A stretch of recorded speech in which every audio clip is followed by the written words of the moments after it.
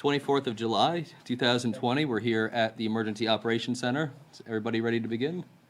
Very good. We're going to have a couple speakers today. In addition to being joined by Commissioner Mac Bernard, I'm joined also by our Incident Commander and County Administrator Virginia Baker, and also Department of Health Dr. Alonzo, who we all know very well at this point. And we'll also be joined by Mr. Bill Johnson, who has 37 new cases in Palm Beach County, and that's about average. It goes up and down a little bit between there. The good news, it's been pretty consistent, and I'll talk about how the positivity rate is affected by that consistency in just a moment. But to total, we have a cumulative 29,004 cases in Palm Beach County. We also have experienced 744 deaths here in Palm Beach County. This is a slide that shows the new cases per day. It does remain pretty consistent, especially in this latter part from the beginning of July up until where we're at now. It's been pretty consistent between, I would say, 500 and 700. There were some low points, there were some high points, but the stability is very much appreciated and is a reflection, I think, of the great work being done in the county by our community. One of the metrics that we follow very closely is the daily lab positivity rate. In Palm Beach County for today, it was 12.1. So again, over that 10% metric that we'd like to be at or below. This is compared against Palm Beach County's daily rate is compared against the state's daily rate, which is 13.3 for the day, or really for yesterday. And so what we are finding is a consistent level of positivity rate in this county that is below the state average, but above the 10% that we really want it to be at. The fact that it is stabilized, and just by way of an example, going back to Monday, 7/20 of this week, it was at 13% daily average. Positivity went down to 8.7, 11.3, and yesterday 12.1. Actually, today's 12.1. So you see it go between 8 and 12, a little bit higher than 12, but all things being considered, especially with the advice given by medical professionals about making sure we get to and get below 10%, I think we are on our way to establishing a track towards that. I'm going to turn it over now to Dr. Alonzo for some brief comments on the hospital status and census and some other important news that she has regarding the Department of Health. Thank you.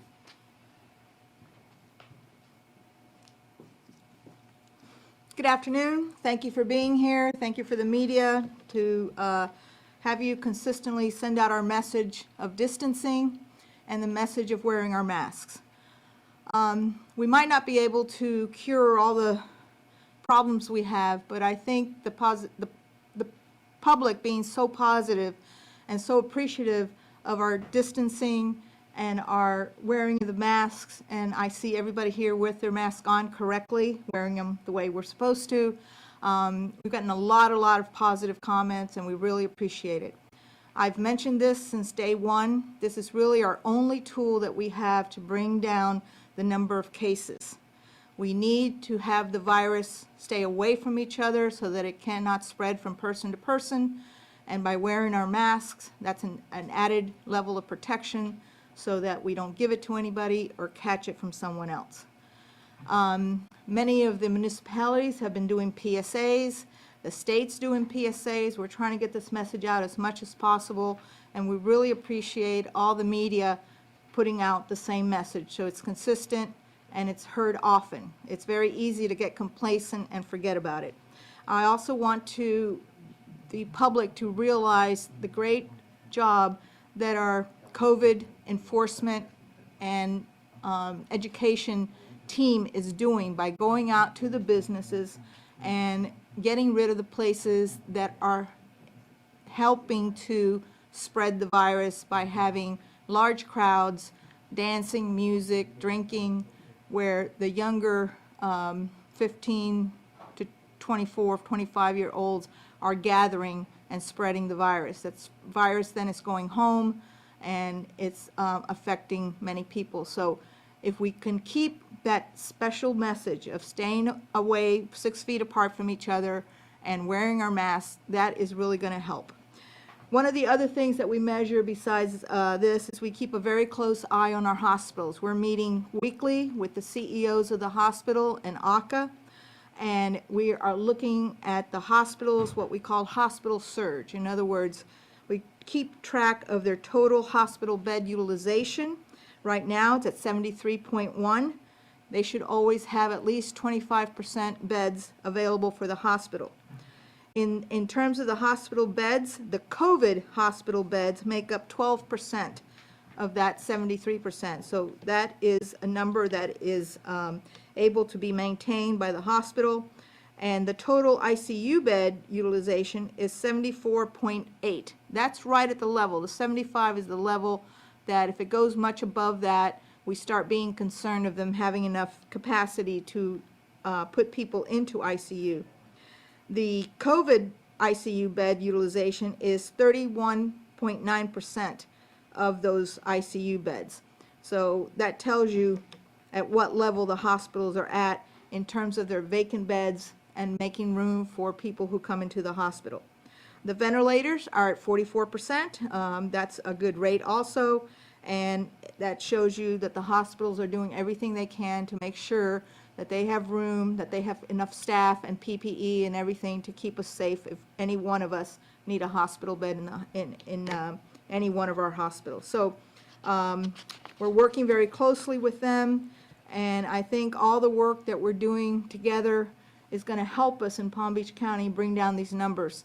We're trying to be very strategic in what we put our mind to in order to stop that spread.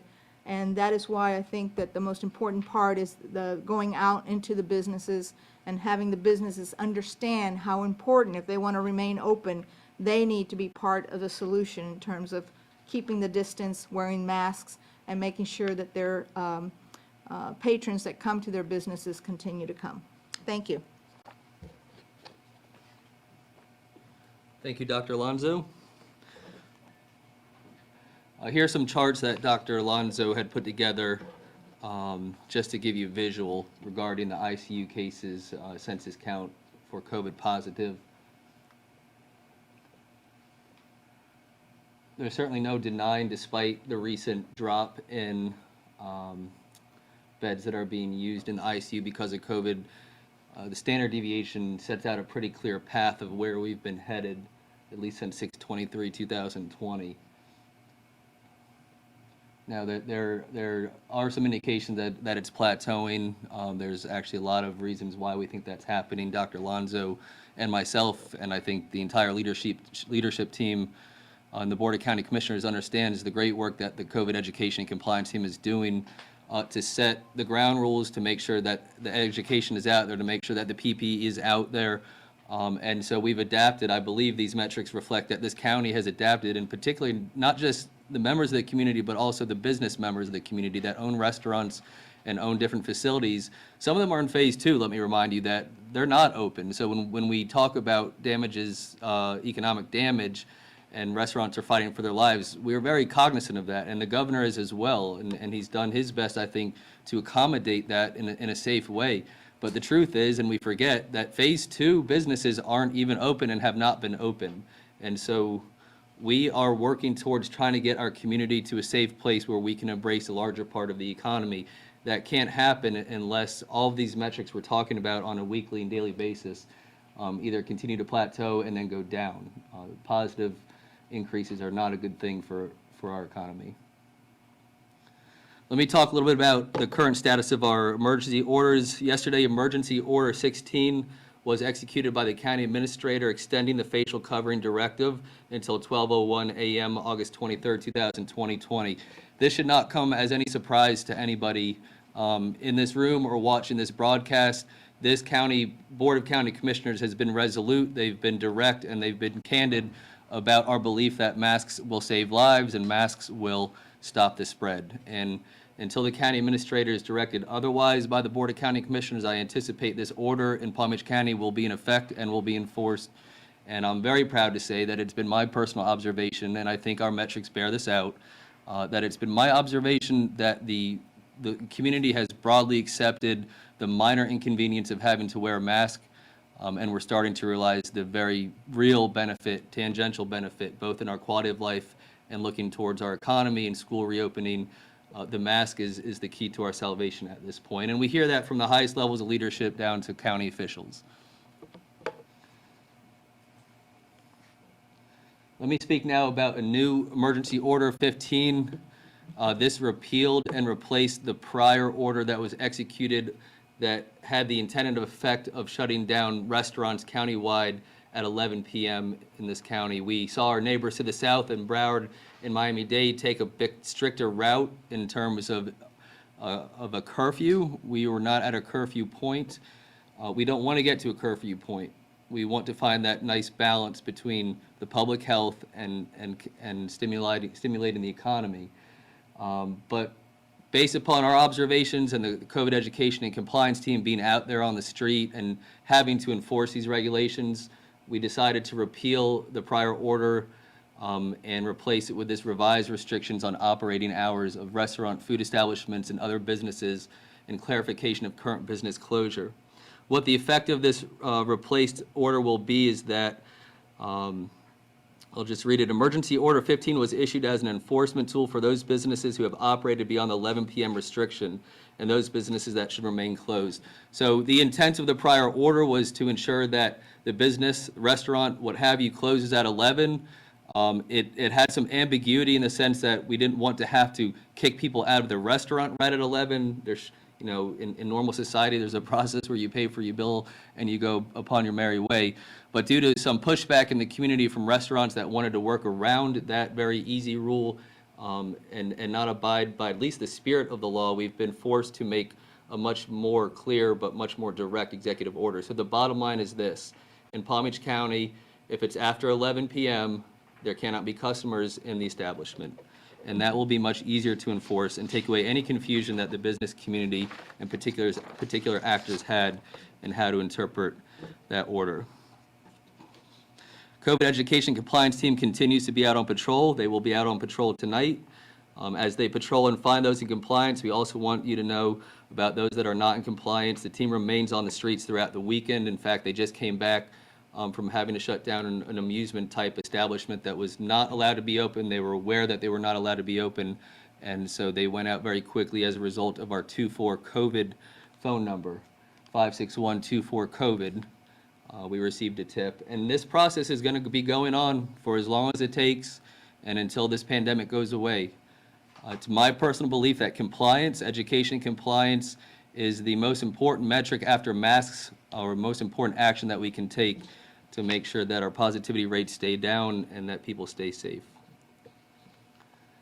Combat COVID app in Palm Beach County has been released on the Google Store. It's pending approval by Apple. That's something that's not in our control. You've heard me speak about the technology involved in this.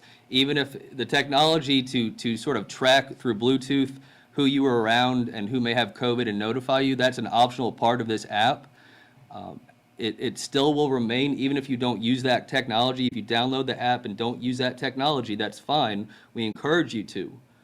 But the reality is this app is going to be a central clearinghouse for all the information you need in this county to access every available help and assistance from our government and other governments, whether it's the grant program, whether it's rent relief, mortgage relief, where can I get tested, what are the numbers today.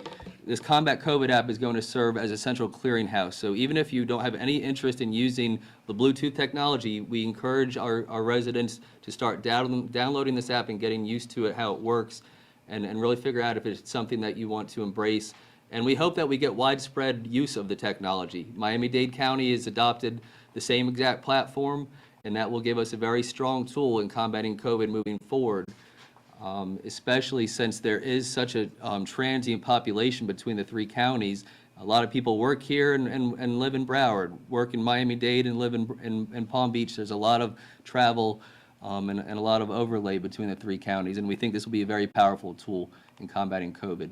Also, the masks have started to mail. You'll probably hear from some of your neighbors, residents, constituents, even yourself. If you're in we mailed them first to the most impacted zip codes, meaning the zip codes that have the highest positivity rates and the highest aggregate numbers of infections. So about 400,000, I think, have gone out already. There will be about 3 million, I think, that will be mailed in total. But this community will be saturated with PPE, and we think we will be much safer and much better off because of that.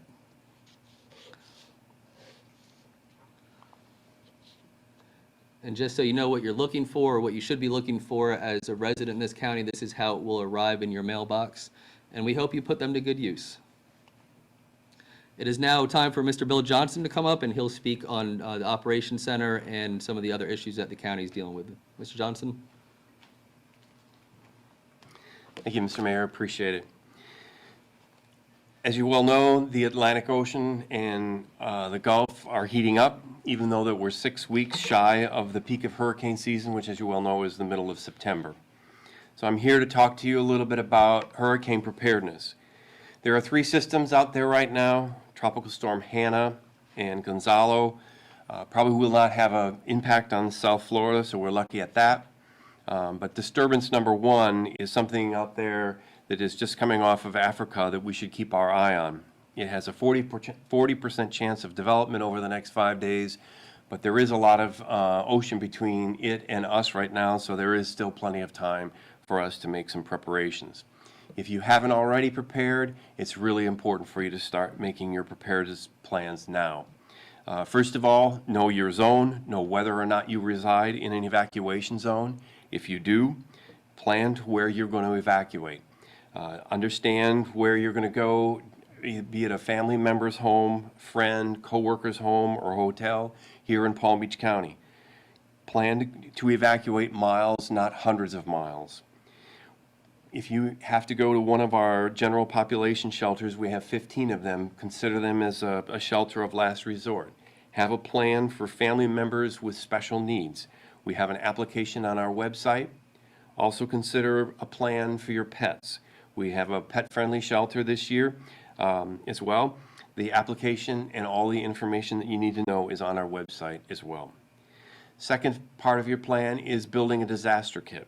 Along with the usual water, non-perishable foods, flashlights, and batteries, this year it's important for you to include personal hygiene items such as hand sanitizers and masks. And of course, as always, remember to pack your prescription medications. Finally, be informed. Download our free app. It's PBC DART. That's on iTunes and the Android stores, as well as other resources available, including our website, which is readypbc.gov. Let's talk just briefly about hurricane shelters here in Palm Beach County and the impact that COVID may have on them. There will be screening questions at registration for anyone that desires to use our shelters. That will include, the screening will include temperature checks. Those who screen as possibly ill will be asked to go to a designated isolation area. Face masks will be required throughout all shelters. Masks and hand sanitizer and gloves will be available and available for distribution if needed. We will have hand sanitizing stations throughout the shelters. Staff will work diligently to physically space out families and clients and to minimize areas of congestion throughout the shelter. We have increased our staff in the shelters to conduct enhanced cleaning protocols, and this has been in collaboration with the school board. We appreciate all of their assistance in this matter. There's a list of all the items that you need to bring to a shelter. It was on our website, and of course that includes those additional hygiene products. Again, our website is readypbc.gov. We want it to ensure that no one required to evacuate should make the decision to not evacuate because of COVID. We are working diligently and hard to make certain that all of our shelters are the safest place for evacuees in a hurricane. And with that, I'll turn it back to the mayor. Thank you very much. Thank you, Mr. Johnson. Thank you, Bill, for all your hard work at the EOC. Obviously, his report is broader than just COVID, and that's the reality of the world that we live in. The hurricanes aren't going to stop because of COVID-19. And I'll tell you that as we're kind of in the dog days of summer, I think some of us sense that, but the good news is that we're finding our way through this pandemic as a county, and we're starting to really learn and execute on what we need to do to get our kids back to school, to get the economy opened up one day, to be prepared to deal with 2 emergencies at once. And so I know it's hot out there, and I know the rules are difficult, but it's starting to bear fruit, and I really believe that. I'm now going to call our county administrator and incident commander to the podium, Ms. Virginia Baker. Ma'am.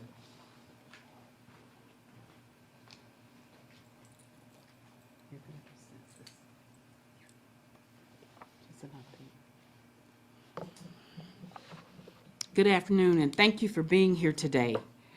You heard from Dr. Alonso and the mayor, along with Mr. Johnson. So we are definitely facing some trying times. However, as a community, thanks to the media helping us get the word out and constantly keeping it in front of our residents, you have been a tremendous help in ensuring that we are all working together, wearing our masks, because that is, as Dr. Alonso stated, very critical. Our goal is getting businesses reopened and employees safely back to work is a top priority for the county. And I know in time, with our diverse economy and the continued collaboration between the county, municipalities, school district, business community, and our residents, we will again return to our robust economy we enjoyed prior to the start of this pandemic. However, it is critical that we adhere to the EOs of the governor as well as our local EOs. This includes wearing the facial coverings, distancing, hand washing, avoiding crowds, and staying home if possible. Remember, you can be a carrier without any symptoms of this virus. You can infect your loved ones thinking you're healthy when you're not. So please adhere to all those precautions. It may not kill your loved one, but it will have negative long-term impact, and especially on our kids that we want to go back to school as soon as possible. It is also very important that we avoid large parties. We avoid street events or any type of large events that have not been permitted by the proper authorities. These events during normal times are required to be permitted by code. And so now that we have COVID, it is even more important for events not to occur, spontaneous events or events you've got planned. If they're large events, you need a permit.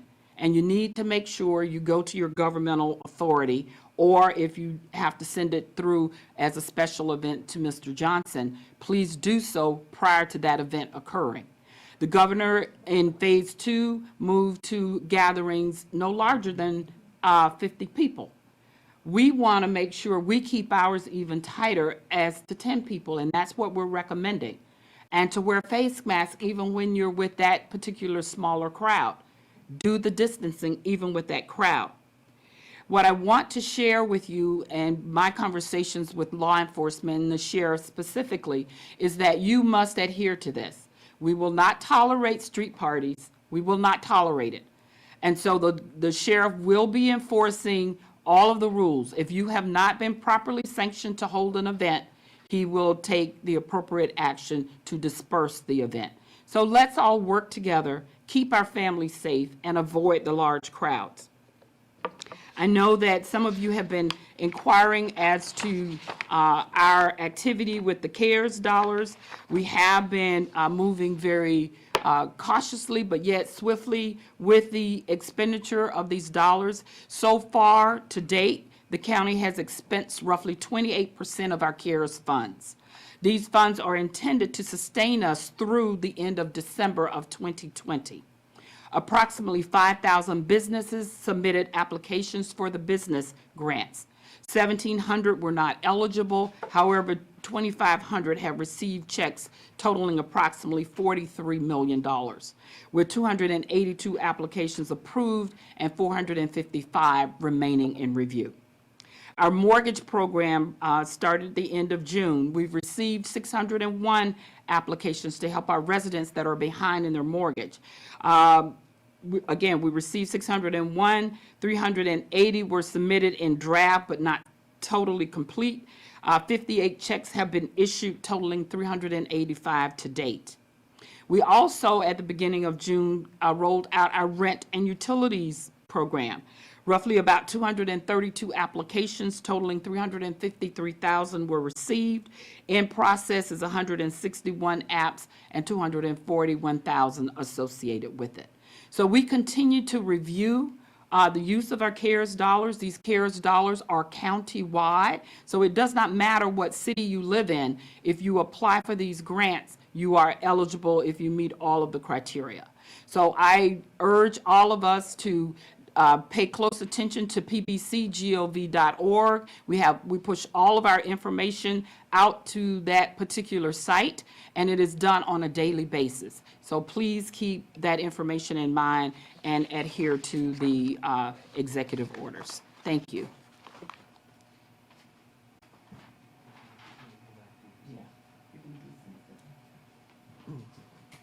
Very good. Thank you, County Administrator Baker, and thank you for all your hard work and great leadership through this very difficult time. You've done really an incredible job, and we're very appreciative of your leadership. I'd like to turn it over now to my colleague, Commissioner Mac Bernard, for a brief update and appeal on the census. Sir? Thank you very much, Mayor Kerner. I want to thank our County Administrator, Virginia Baker, for leading us, and Dr. Alonso, as we've been navigating through this pandemic. In regards to the census, residents of Palm Beach County, we're urging you to complete the census. The national average for census that has been completed is about 62%, and in the state of Florida, the average is about 59%. Palm Beach County is a little bit over, which is right around 60%. In order for us to continue to address the needs of our residents, we need our residents to fill the census, so in that way, you know, it's a 10-year period. We would lose billions of dollars if we don't get the census completed, so please complete the census. And finally, residents, we've been working on, you know, this pandemic, and we want to make sure that we continue to protect the health, safety, and the welfare of our residents. So please practice social distancing and wear your mask. Thank you. Very well said, Commissioner. Thank you for your comments and your leadership. So that concludes the substantive part of the press conference. I'm happy to take some questions. But just a reminder, as we go into this weekend, there are still a lot of cool and neat and exciting things to do in this county that can be done safely. I encourage you to be out in our park system and enjoy the immense amount of sunlight and heat that we have, and get out there and be active. And just be safe while we're doing it. This is a community effort. There's never been a battle that this country has faced alone. It's always come from the patriotism and civic-minded concepts that our community holds very dear and near to our heart. So have a great weekend. Please be safe, and I'm happy to answer some questions. Hannah? Mayor, where Yep. do you go from here? You talked about a plateau in cases, and there's some trends with positivity that you seem satisfied with at this point, but it seems like the mask order is getting through people. Where do you go from here? How do we move forward in the next couple of weeks? So I personally would like to get to a place which I think we're at the precipice now, which is stability. Stability in our conduct, stability in the way we live our lives, the stability in how we look at this pandemic and how we react to it, and the stability in all those metrics we talk about. I'm not satisfied with 12%, but it's certainly better than 16, 17, 18, 20% that we've seen in other jurisdictions, and that's how the hospital system gets overburdened very quickly.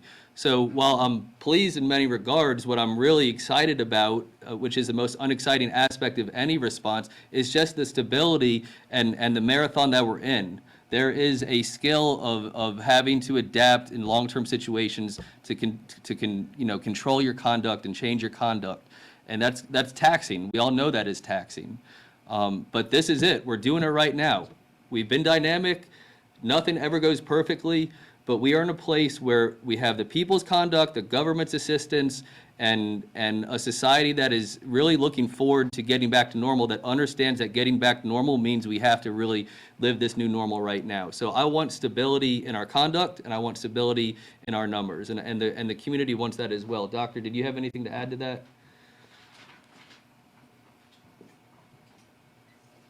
We need to get it down low enough where we were when we opened. Okay, so for example, that rate that is now at 12, we had it down to 4.9. So we want it at 5. The World Health Organization says that in order for us to do appropriate contact tracing that is effective, it has to be at below 5. All right, so we're working really hard. My guys have been working 24/7 since this thing began. But at these rates, we're not getting to the contacts fast enough. to be effective. When it gets to 5, then we can do that, and then we can continue to have it go down. And that's how the different countries across the world have done this, by everybody together doing it. One of the problems we have now is that we see one area go down, New York, for example, California, they were able to bring their numbers down, getting back to normal, and then what happens? Everybody starts visiting that place, and they stop wearing their masks, and they start getting together, and they start partying, and then all of a sudden you see it rising again. We've got to do this all together, and the objective is to get down below 5 to 0 eventually, And how do you do that? How do you get down below 5 from where we are right now? by continuing to do exactly what we're saying. The distancing, the masking, keeping people away from each other. The virus needs to jump from person to person. If you don't give the virus the opportunity to do that, the virus can't be transmitted. From the very beginning, that's what we said. The only tool available in history for pandemics is distancing and keeping the virus from jumping to person to person. And while you're there, you also mentioned the hospital beds before. You said we're very close to that 75% threshold. How concerned should people be, and should people be concerned about the 74.2%, I think you said, of the hospital beds? The hospitals are working really hard to keep those numbers down. Like I said, we're talking with them weekly.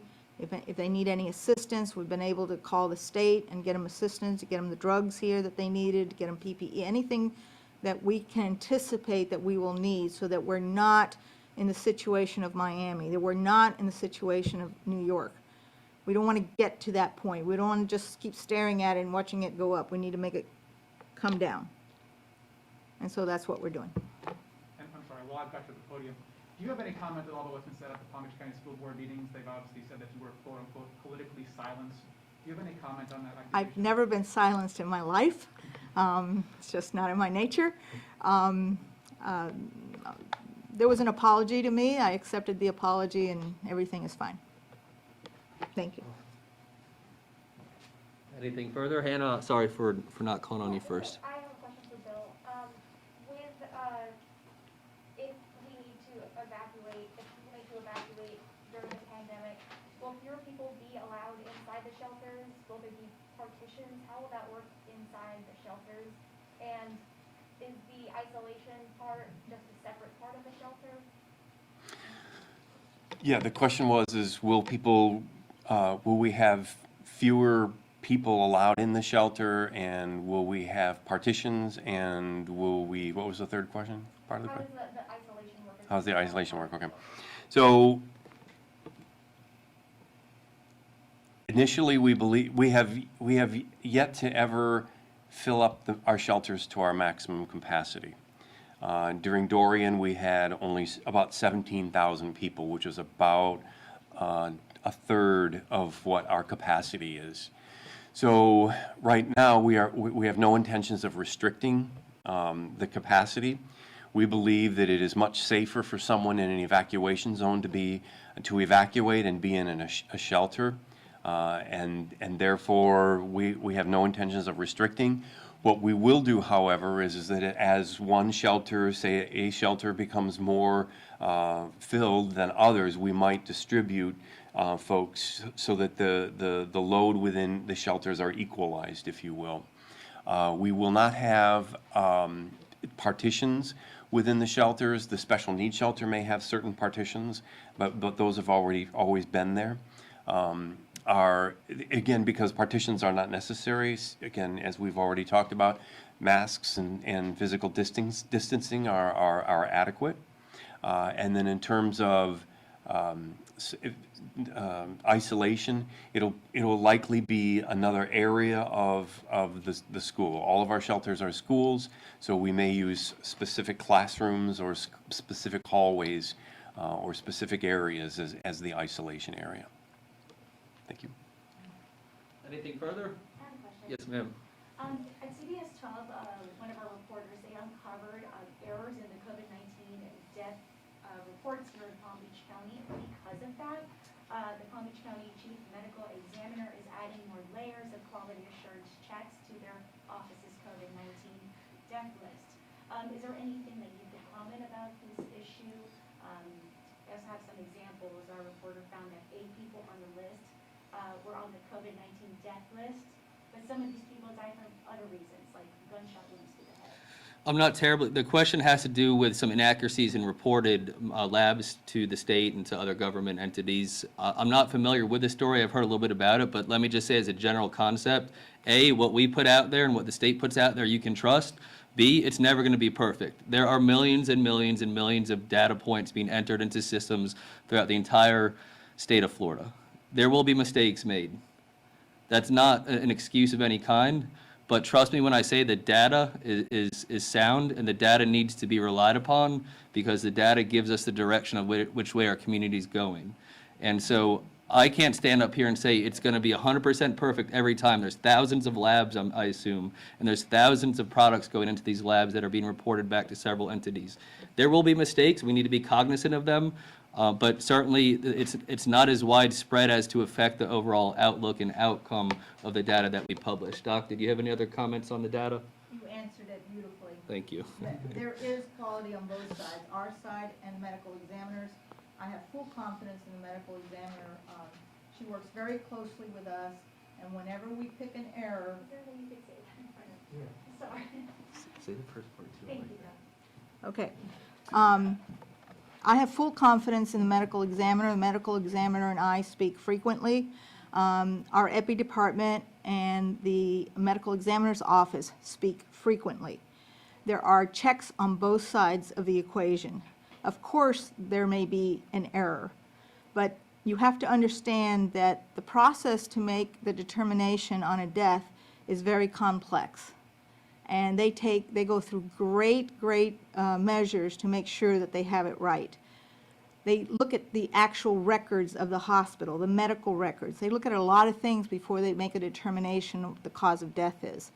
So there are points where you could click a wrong button on the board. And if that occurs, because we're checking each other, that correction is made quite easily. But how are we gonna know that this is gonna, happen again? How do we make sure? It does happen, it happens, but because there is quality control on both sides, the errors get picked up and they get corrected. If you read on the dashboard, it says that the numbers for death take about 2 weeks because there are changes, okay? So that's one of the things they do. They make sure they put the deaths on the day of the death. They check it, they double check it, so by the time it gets corrected, it's very common. That's been true for the life of all vital statistics. And think of all the numbers that are done. So if you find 3 or 4 or even 6, that's not going to change your general percentage of deaths or anything else. So those are just excuses that people find to create chaos and to create mistrust in the information that's out there. And that's not fair to the public, and it's not fair to the people looking at this. Yeah, I know Thank you. the orders is Thank you. fine. All right, anything further? Just to recap, wear your mask this weekend, have a wonderful, safe weekend. Please wear your mask, do the social distancing, download the Combat COVID app, please.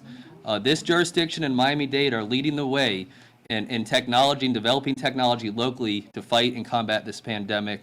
Look for the mask arriving in your mailbox. Contact us with any questions. We appreciate the community's help, and let's keep moving in the right direction. Thank you, everybody.